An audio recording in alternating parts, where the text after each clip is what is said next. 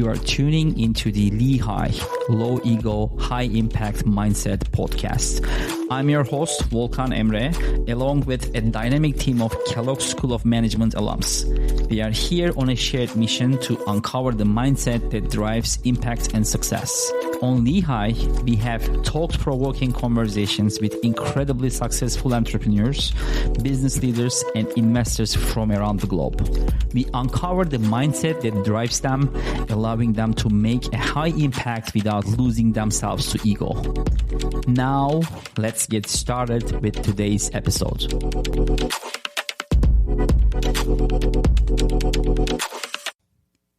Hi from Evanston, Illinois. In this podcast, Kostas Poulakidas and myself are hosting Oender Boyman, a fellow Kellogg Executive MBA and a seasoned venture capital investor.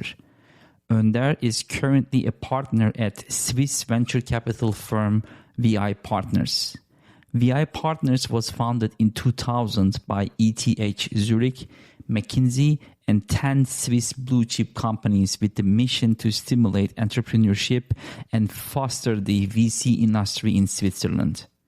Prior to joining VI Partners, Onder was the head of the Swiss Post Ventures, the venture investment arm of Swiss Post, the national postal service of Switzerland, which is consistently voted as the most innovative and best postal service in the world. Thank you very much for joining us today on that. Thank you very much. Good to have you here. Thanks. It's nice, white and snowy outside, so no much difference to Switzerland. And for our audience, we are recording this podcast in Allen Center of the Kellogg School of Management at Northwestern University's campus. I'm going to start with some rapid-fire questions to get us warmed up.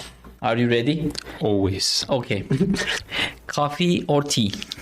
Tea. I might have answered this a couple of years differently, but now definitely tea. Okay. Dogs or cats? Dogs. Mountains or beaches? Also might have been different in the past, now definitely mountains. Okay. Big question here. Text or call? Call. Always call. PC or Mac? PC. Drive or fly? I enjoy driving. What's worse, dishes or laundry? People might disagree, and most probably the statistics are not in my favor. However, I think laundry are worse.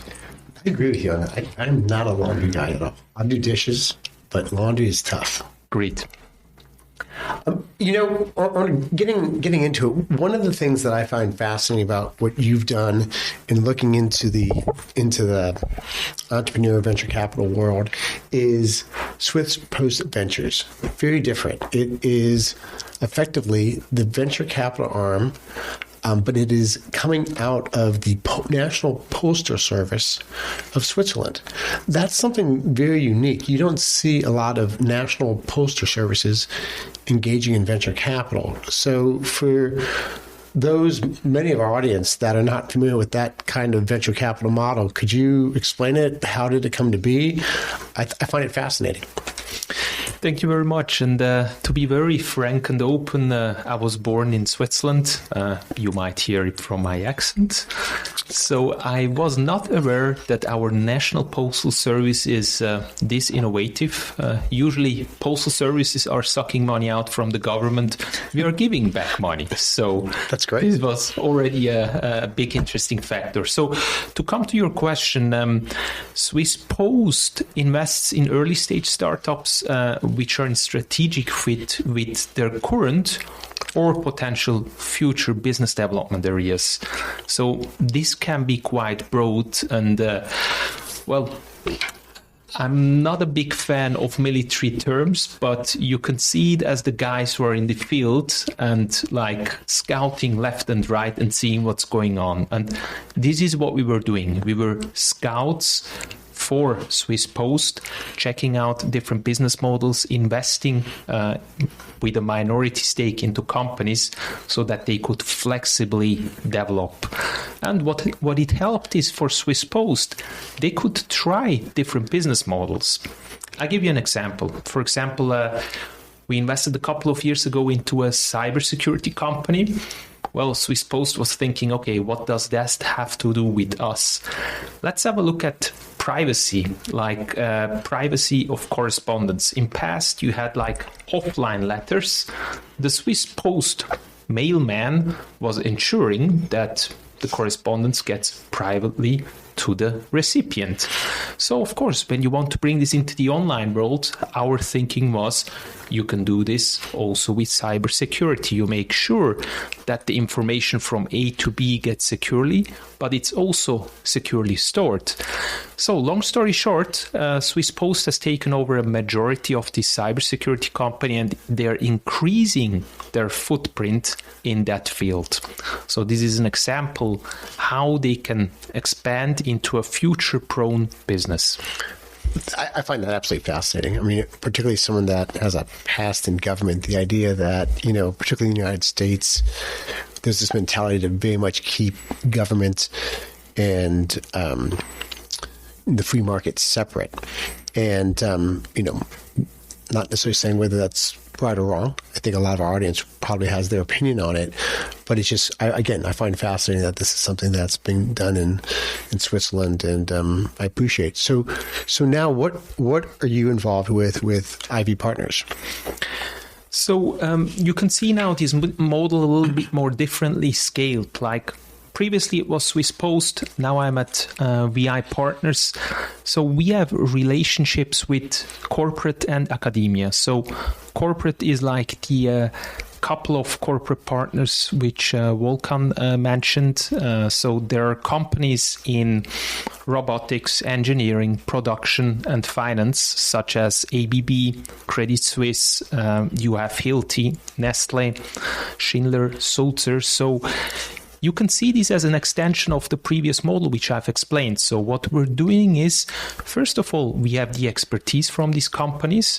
So, of course, they give us money. We manage that professionally. Difference to Swiss Post is there we had quite a big strategic angle. Here we're completely focused on finances. So we need to make sure that it's financially really always working. However, what it helps is we can take their expertise in, and on the other side, we can help them to look into spaces or into emerging like areas where they haven't been before. So we're doing this in an extended way, just more professionally. And this is a lot of stakeholder expectations management, I will say. The names that you mentioned, these are really big companies, and I think they can come with different expectations. Am I hearing it correctly that what you're saying is because you have a very diversified investment basis, their main focus is return on investment? They are more focused on like financial results rather than, I would say, maybe impact, because there's a wide range of like investors in this particular like VC structure. How are you managing the different expectations of these multiple stakeholders? It's a very good question. So I'm quite recent going into this partnership, so I will not answer it perhaps completely in how it's being done at the moment. However, I'm coming from a different angle. So I will answer later on a little bit more, perhaps towards like what and how exactly we are doing it. However, taken one step before, what we need to see is like they first came together to create a good Swiss ecosystem. And usually if you bring in the expertise, you bring startups up and make them successful, this will create an ecosystem which can thrive by itself. So this is the primary goal. So first of all, that's the reason why we focus on one goal, to say, okay, financial model needs to work. It needs to bring back money. And why is this so important, and why am I repeating here myself? I will come to this later on. It's a concept of unit economics, which in my opinion is very important in the VC business, and it makes it easy to put your focus on one thing to later on then create more out of it, which is like knowledge, which is like an ecosystem, which is like a hub where you're getting more benefits as a secondary effect. But I would leave it as is. Speaking of the ecosystem, Switzerland is very unique in many different ways. Tell us about the entrepreneurial ecosystem in Switzerland from your perspective, and what does the future of VC venture capital look like in Switzerland with your in your view? So traditionally, there are two kinds of topics in Switzerland which are challenge. First of all, Switzerland was good in biotech, and second, in deep tech, and which is coming obviously out from ETH Zurich, the Swiss European MIT. Second is that there was always a funding problem. So this is now being shifted. The early stages have been solved. The so-called Series B gap, a lack of growth and lack stage funding, is now being also slowly tackled. So for the future, I see global big VC firms getting more into Germany and Switzerland. And most probably there will be, if the Swiss and German ones cannot scale more over the European borders, like a specialization. This is what I would expect, similarly like with consulting companies. Onder, how, part of this podcast is trying to get into the mind of the entrepreneur, of the investor, of the venture capitalist. And I know you've studied at the Kellogg School of Management. What made you go that route? But also, what kind of mindset? Not everyone that studies business, not everyone that is in business goes the route that you have. Why do you think you went this route versus a different route? What's your mindset? Good question. I think I always wanted to become an entrepreneur. It's a little bit a different tilted way of thinking. I see opportunities everywhere, and that's the reason why I chose it. It just lies in my person. It's something which I want to do. It's like not something for everybody.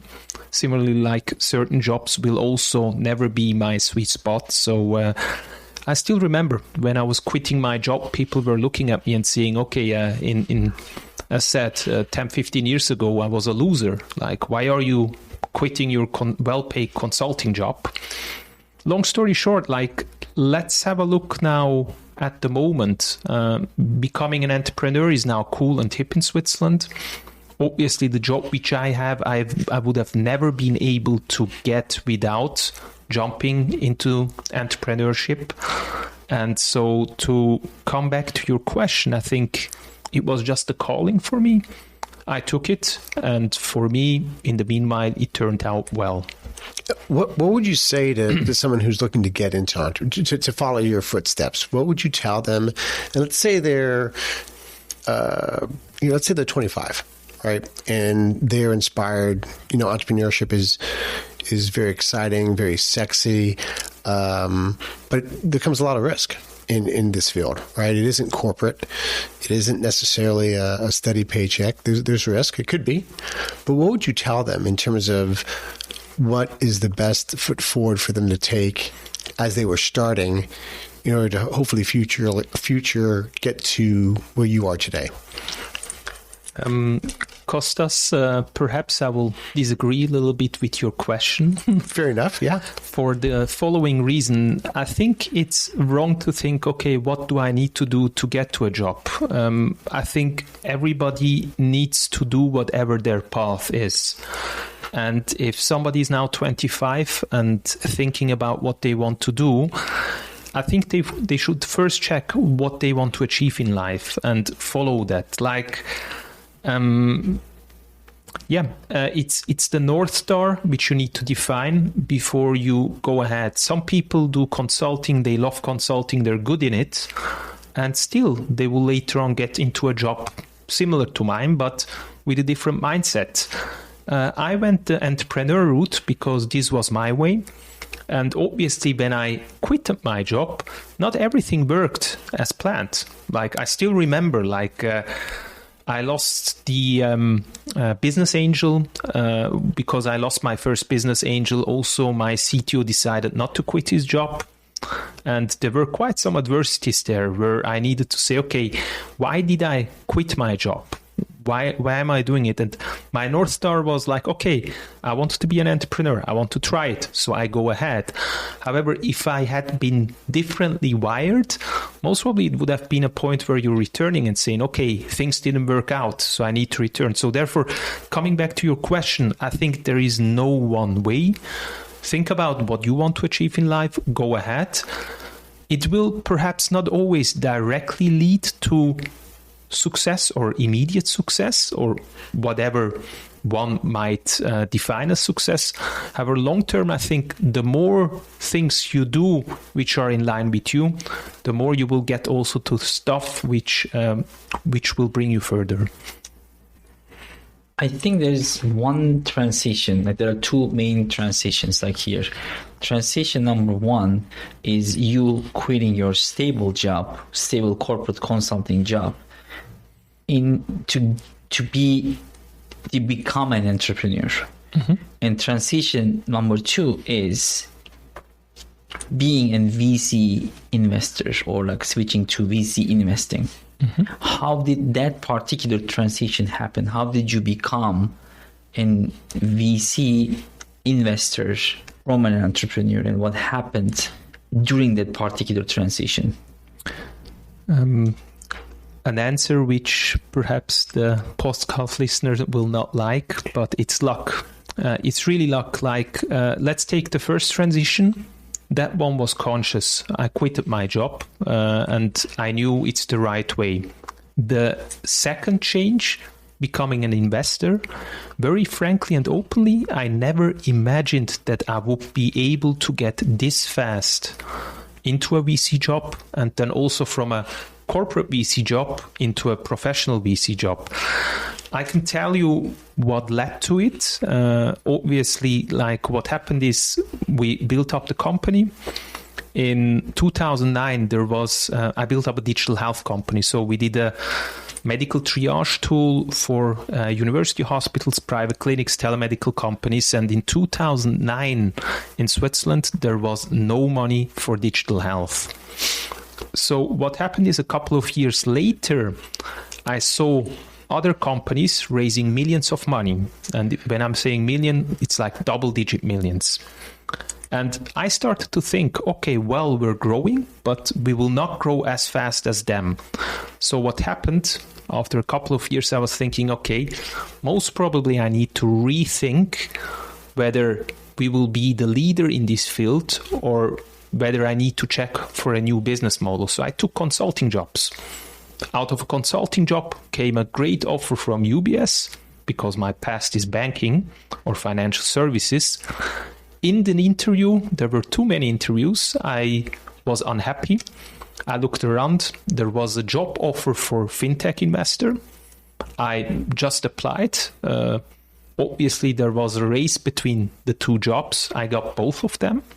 However, in the end, I decided for the one where my heart lied, which actually was at the beginning not a big name. It was just like, okay, I want to be a VC fintech investor versus a great job at UBS. Again, reputable, good job, good title, whatever. I chose again then the path as a fintech investor, and this led to other jobs where I'm now at the moment. And you are right now at the Kellogg Executive MBA program. And how did Kellogg impact your professional life so far? Now I need to think a little bit longer. Why you think about that? Happily. Okay. So based off that, your answer to the last question, this kind of feeds into with investing, venture capital investing, the areas that are growing, there's just so many different areas. Fintech, prop tech, every other day it's a new tech. There's something else to invest in, a new industry. How do you sift through, a lot of noise possibly? How do you find that investment? What are the criteria? How do you find that needle in a haystack? Very good question. I needed to learn that certain things are not so easy conceptually to find out. Like I said, I was a strategy consultant before. You think you're smart, you can do stuff, you can find out how an industry is working, how it's not working, but I needed to learn in the meanwhile it's wrong. So how we are going about it is like we're talking with lots of startups, we're looking at them, we're seeing that they have traction, and as soon as we see a company has traction, we're checking unit economics, we're checking whether it's financially working, and then we talk with experts. And only then we are able to find out, okay, there is a niche where a company is making money, they're growing fast.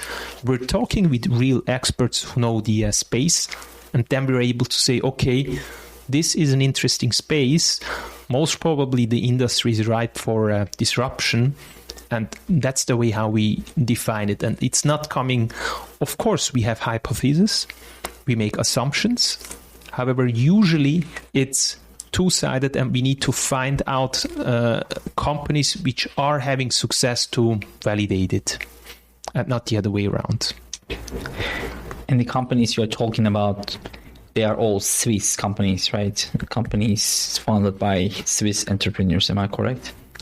At the moment, our mandate is 60% Swiss, 40% other countries, obviously with a connection. Are they European Union-based companies, or do you have like any non-European Union companies in your portfolio? At the moment, none. So it's mostly countries which are close to Switzerland. We need to find a certain tie due to the mandate. Understood. Thank you. And what is the impact of Kellogg in your professional life so far? So after thinking about it, let's say it like this. Obviously, Kellogg has a great name. It has a great reputation. It has an excellent big network. Although I wouldn't say that Kellogg is the main reason why I got my job, still, in every interview which I had with the partners, I was being asked about it, about certain aspects. And interestingly, also at some time, I found out that one of the partners has the same education. So it created connection. So what does Kellogg help, or what does a education like a university help is like? It can help you to connect with people faster. That's what I think, especially in the business space. And what got us here today may not be what get us there tomorrow. And I think this is probably one of the very strong characteristics of the VC world.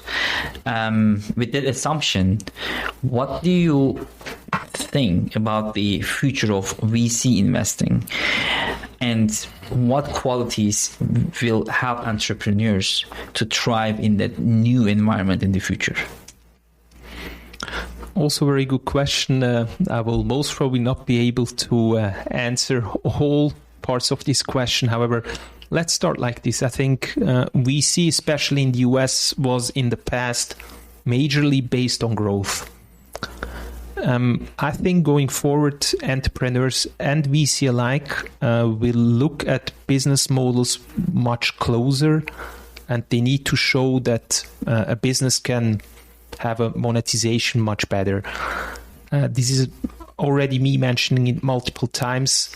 The unit economics, what does it mean? It means like that you have a way that direct revenues and costs of a particular business are measured on a per unit basis, are able to show a positive business case, is, at least from my view, a good way of showing that a business has a meaningful foundation. And scaling from there is easy. Thus, I believe in future there will be much more focus on this. Of course, there will be businesses where people can dream and get money. However, we see it also with successful entrepreneurs in the US. Usually they needed to prove first that they can deliver value with other businesses, and then they can get money for dreaming a bit more. So I think, personally, at least in Europe, we're focusing more on this. do you have any regrets in your VC experience in terms of investing in the wrong venture and or wrong entrepreneur? And if yes, can you give us some details about that regret? Wow, good question. So regrets, no. Every investment which we did for a reason, and I think also that in the end, with every investment, you learn something new. I remember one investment where we had excellent entrepreneurs, where we had margins for that market which were exceptional. What happened is the pandemic came. Pandemic changed the game completely. The business later on didn't work out really as well as they were imagining. So yeah, we needed to be strict from both sides, them as well as us. However, it was always open, direct and truthful. And in the end, well, the company being wound down, I must say it was a good decision. Regret, zero. That's money lost, yes. But however, this is money well invested. I still believe in those persons. I still believe that they will do something great. This also is something which a bit in the Swiss and European way of thinking needs to change. In the US, failure is not seen as something bad. When I created my startup, it was like, okay, failing or going into something which can fail is not being liked. We need to change our thinking. I think US is a big role model in this. So along those lines, I think there's something part of the wiring of every entrepreneur that, there's always this word disruption, which, I translate is really that's just an entrepreneur's way of saying they want to somehow change the world, hopefully for the better.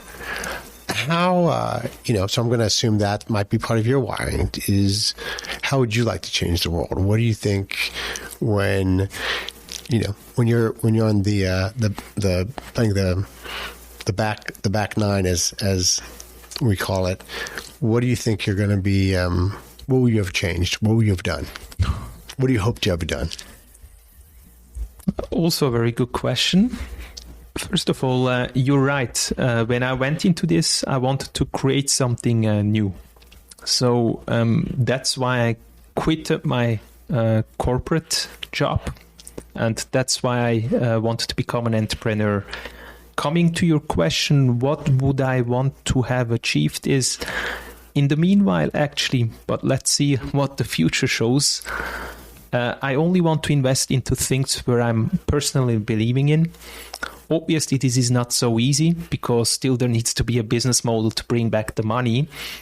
However, going forward, if I find enough cases where I can invest and can show that I can bring a return, most probably in future I can be also even more courageous to invest into more good businesses or businesses which will create further value in their ecosystems in a much freer way. But I'm not there yet. I hope to make that case. This will take time. And thus, yes, your assumption is right. I want to create value for the society in a good way.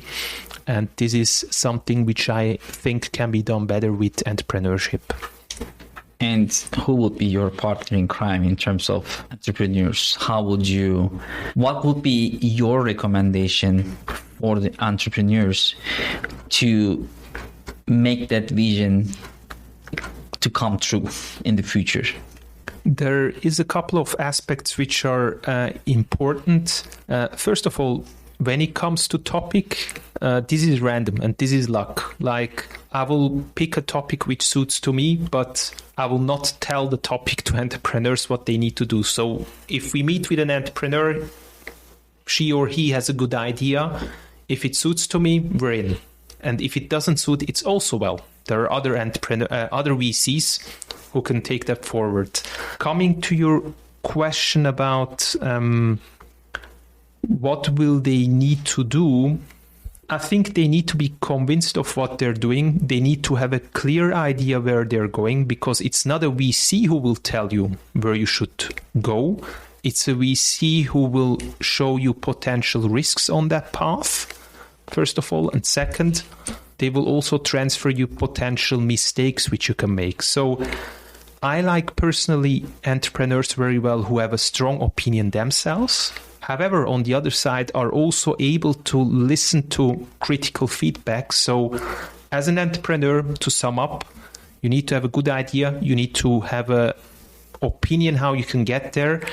You need to be strong enough in supporting your own opinion or the opinion of the team.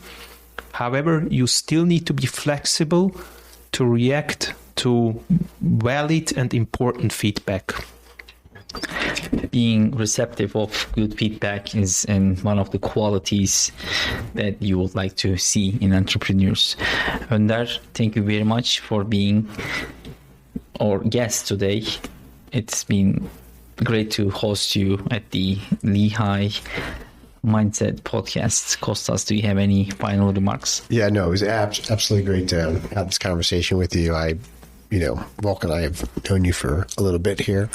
I'm quite sure that you would go on to hopefully disrupt the world in a positive way. I think that's a lot of why we're here. We're trying to examine that question as to, why is it that some people want to make a difference? And why is it that some people, I think we all do in some regard. I think all human beings, as part of our nature, we want to make our surroundings, our community a better place. But it's also something interesting about there's some people out there that's what they're doing for a living. They're not necessarily doing a 9-to-5 paycheck. They're looking for something more than just that paycheck. And so it's great to talk with people like you and examine this question about just what it's like to be that kind of a human being. So thank you for your time. And Volkan, thanks. Thank you very much for the conversation. And to everybody, go your path.